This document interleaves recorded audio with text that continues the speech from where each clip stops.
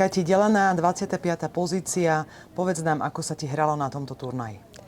Tak hralo sa mi dobre, aj keď hra bola lepšia než to skore, čo žiaľ už neovplyvním, ale aspoň s tou hrou som bola spokojná. Samozrejme, občas sa nejaké chyby sa objavili, ale veľakrát sa stalo, že po dobrej rane som bola potrestaná, čo ma teda trápilo, ale taký je golf.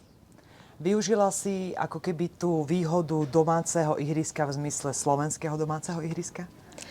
Myslím si, že pri tom patovaní áno, hlavne pri tých dlhých patoch to veľmi pomôže na týchto greenoch, keď ich hráč pozná. Takže tam som videla veľkú výhodu oproti ostatným hráčkam. Aké máš plány na zostatok sezóny? Tak teraz mám plán trošku si oddychnúť od golfu, minimálne ten týždeň a budeme teraz väčšiu pauzu a pokračujem v turnajoch až v septembri. A teda dať do toho všetko do toho konca sezóny. Budeme držať palce. Ďakujem pekne. Ďakujem aj ja.